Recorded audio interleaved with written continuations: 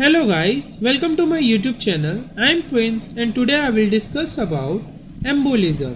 So without wasting our time, let's start the video. So सबसे पहले तो हमें ये पता होना चाहिए कि आखिर ये एम्बोलिज्म होता क्या है, इसका मतलब क्या होता है.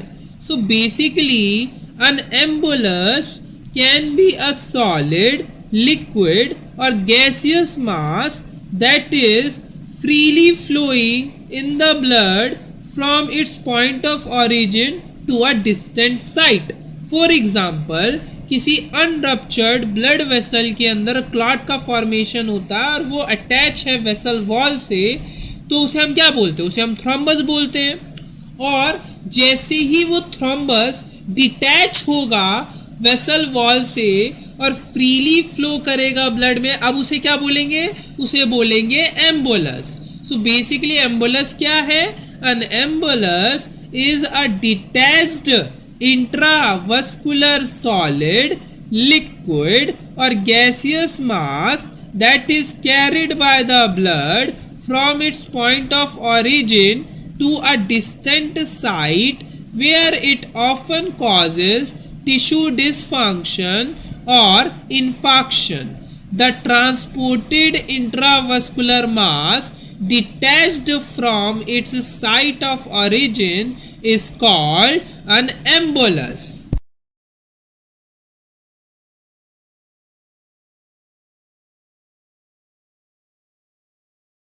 Now we will see the classification of emboli. So embolism can be classified on the basis of four things.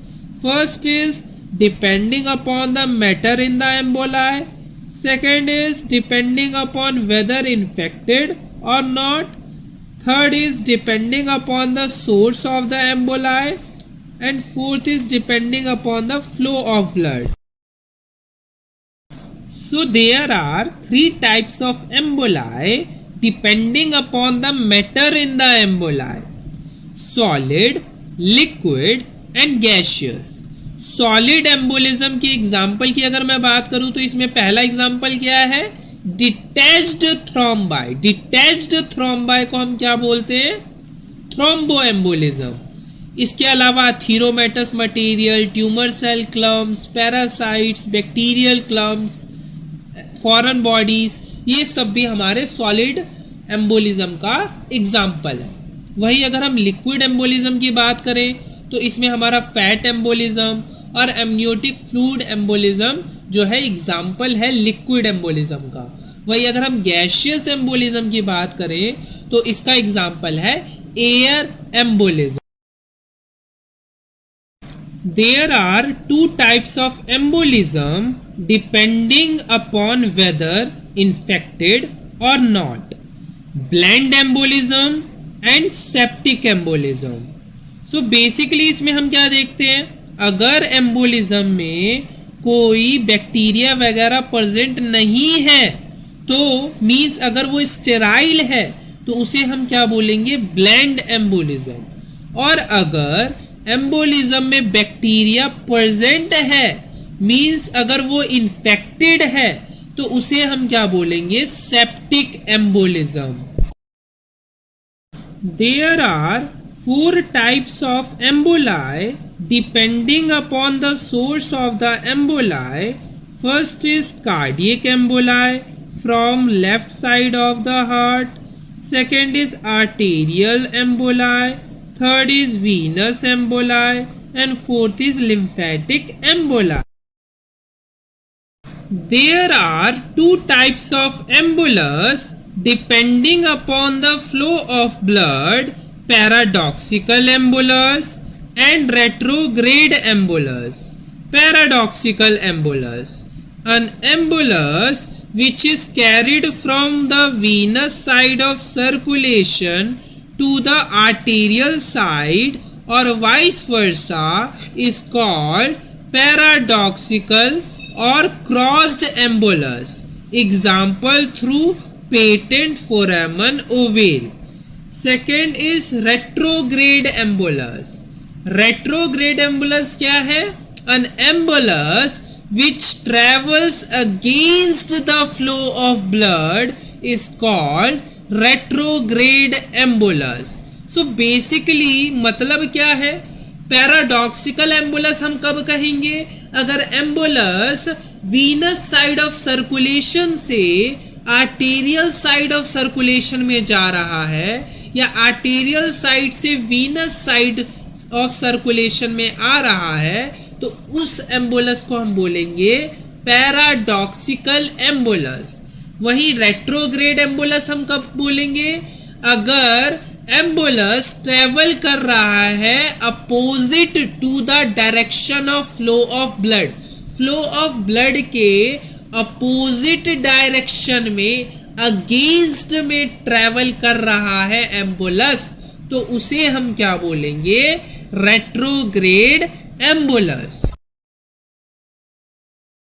Now we will see the effects of arterial and venous embolism. So सबसे पहले हम देखेंगे effects of arterial emboli. अब ये बात तुम खुद सोचो, अगर आर्टरीज में एम्बोलाई है तो वो क्या करेगा, वो ब्लड फ्लो को ऑब्स्ट्रक्ट करेगा, और अगर आर्टरीज का ब्लड फ्लो ऑब्स्ट्रक्ट होगा तो उस वजह से क्या होगा, इस्कीमिया होगा. So basically the effects of arterial emboli depend upon their size, site of lodgement and adequacy of collateral circulation. It can cause the infarction of organ, gangrene in the lower limbs, myocardial infarction may occur following coronary embolism, sudden death may result from middle cerebral artery embolism.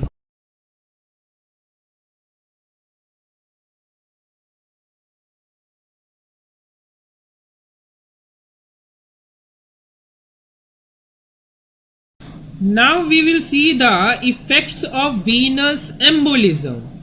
So basically अगर veins में एम्बुलस present है तो क्या होगा, इसके लिए थोड़ा ध्यान से सोचो. जितनी भी वेन्स होती है हमारी बॉडी में, एट द एंड उनका ब्लड कहाँ जाता है, लार्जर वेन्स में, superior vena cava and inferior vena cava में, और superior vena cava and inferior vena केवा एट द एंड कहाँ ओपन होती है, right atrium of the heart में, और राइट एट्रियम से कहाँ जाता है ब्लड, राइट वेंट्रिकल में जाता है, और राइट वेंट्रिकल से पल्मोनरी आर्टरी के थ्रू ब्लड लंग्स में पहुंचता है, फिर वहाँ से पल्मोनरी कैपिलरीज में जाता है. सो बेसिकली अगर एम्बुलस वेन्स में प्रेजेंट होगा तो वो भी वेन्स के ब्लड के थ्रू कहाँ पहुँचेगा, सुपीरियर वेना केवा और इंफीरियर वेना केवा में, और फिर वो वहाँ से कहाँ जाएगा, right side of the heart में, राइट एट्रियम से राइट वेंट्रिकल, फिर राइट वेंट्रिकल से पल्मोनरी आर्टरी के थ्रू वो लंग्स में पहुँचेगा, और पल्मोनरी कैपिलरीज में वो एट द एंड क्या कॉज करेगा, ऑब्स्ट्रक्शन कॉज करेगा, और इस वजह से क्या होगा, pulmonary embolism. So basically obstruction of pulmonary arterial circulation leading to pulmonary embolism. Now pulmonary thromboembolism. Pulmonary embolism is the most common and fatal form of venous thromboembolism. There is occlusion of pulmonary arterial tree by thromboemboli.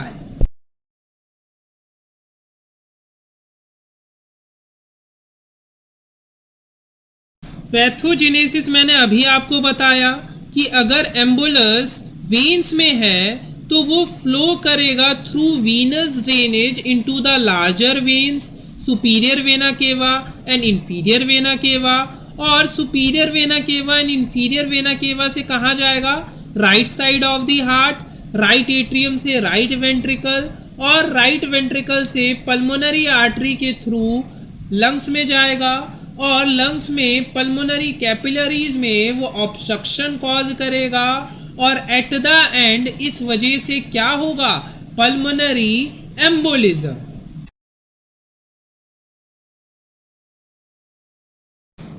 Now I will discuss about four important embolism one by one.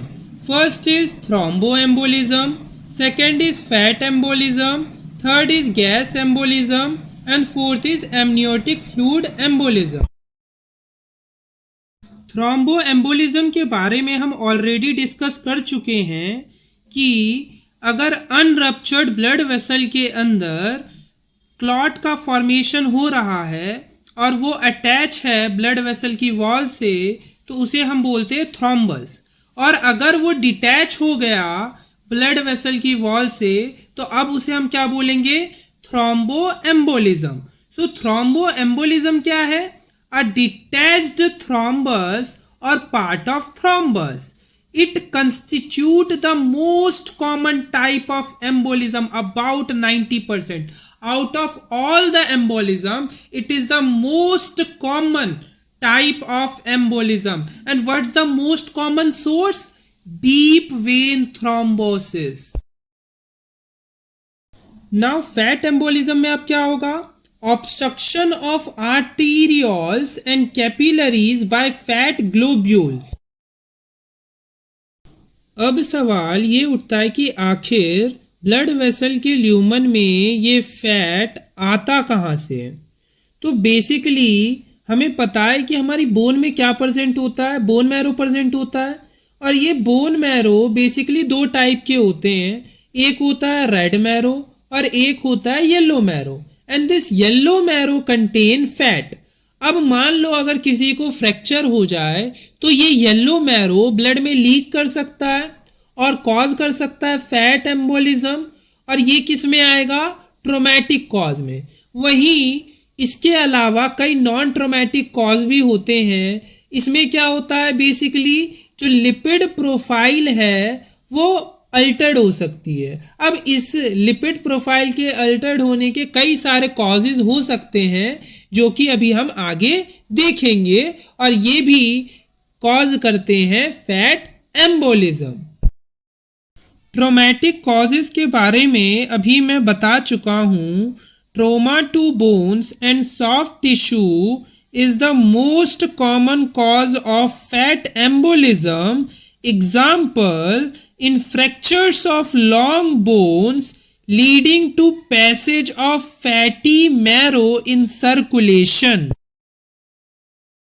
Non traumatic cause में क्या क्या आएगा ये मैं already discuss कर चुका हूं कि any cause which can alter the lipid profile, वो हमारा किस में आएगा, नॉन ट्रोमैटिक कॉज में।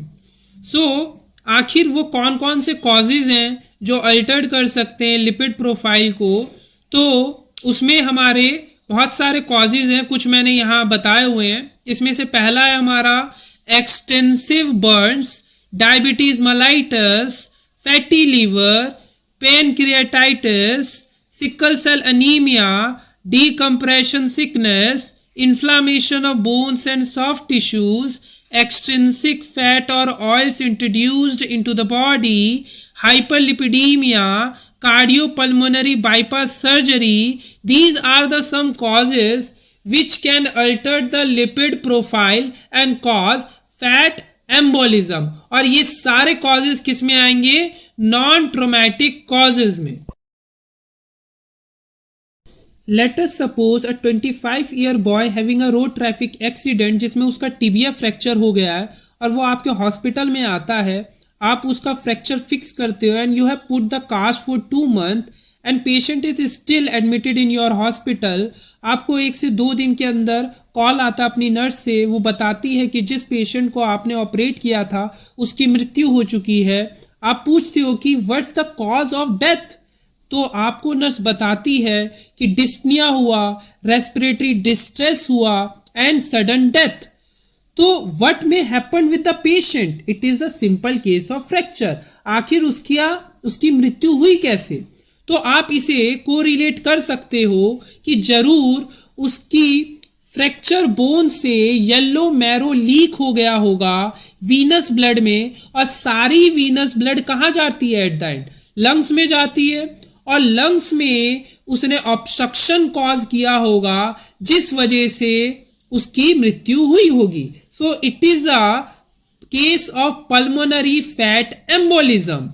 So it is a typical case scenario, और ये पूरा का पूरा जो मैंने अभी आपको बताया यहाँ यही लिखा हुआ है. In patients dying after fracture of bones, presence of numerous fat emboli in capillaries of the lung is a frequent autopsy finding because the small fat globules can result in sudden death. Microscopically, the lungs show hyperemia, edema, petechial hemorrhages. In routine stains, the fat globules is the pulmonary arteries, capillaries, and alveolar spaces appears as vacuoles. Fat stains such as Sudan dyes and oil red O and osmic acid is used to stain.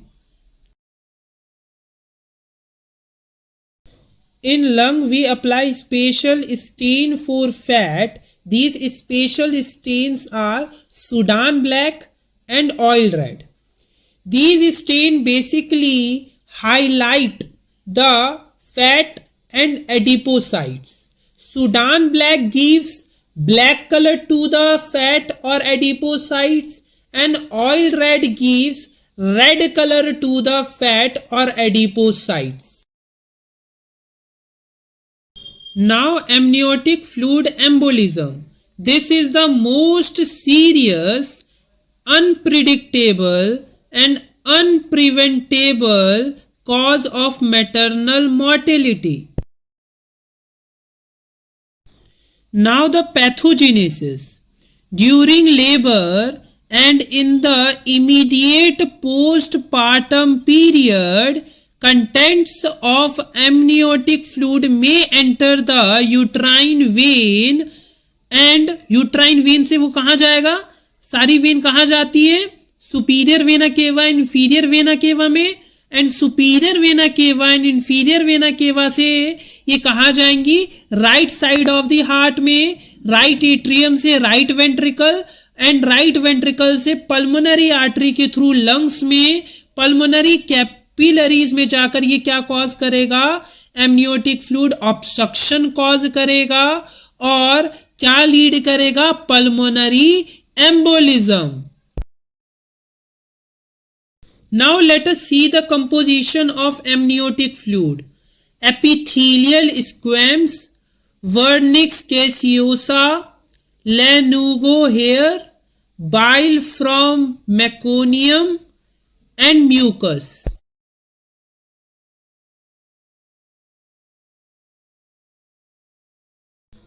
Now the gas embolism.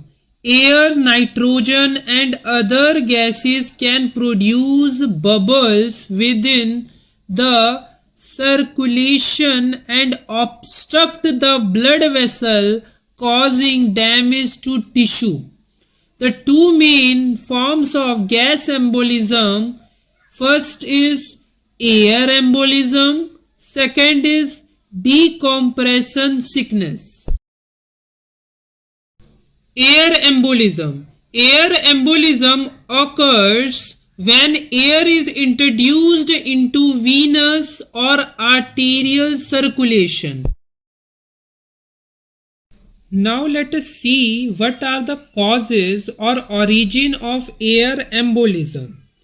First is operations on the head and neck and trauma, the accidental opening of the major vein of the neck like jugular. Second is obstetrical operation and trauma. During childbirth by normal vaginal delivery, cesarean section, abortions, entrance of air into the opened up uterine veins, venous sinuses, and endometrial veins.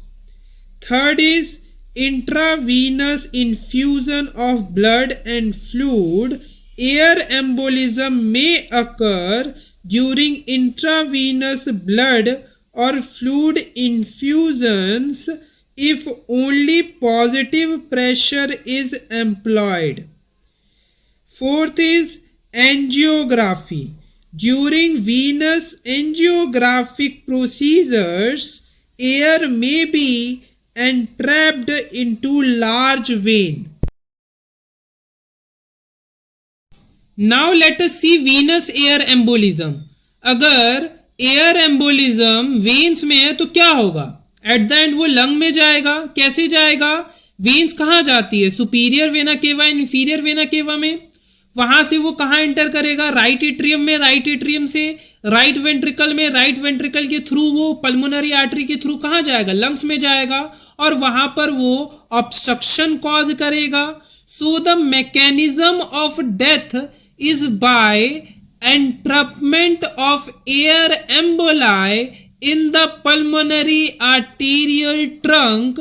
If death from pulmonary air embolism is suspected, the heart and pulmonary artery should be opened in situ underwater so that escaping froth or foam formed by mixture of air and blood can be detected. Here you can see the air embolism. Now we will solve some MCQs. So the first question is, the most common source of embolism is option A, deep vein thrombosis, option B, trauma, option C, infection, option D, surgery. So the correct answer is option A, deep vein thrombosis. Now the second question is, a 58-year-old man suffered road traffic accident and came to the hospital. He had multiple fractures in his lower limb, ribs, lung contusion. Ultimately, he succumbed to his injuries. At autopsy, a biopsy from the lung showed the following appearance.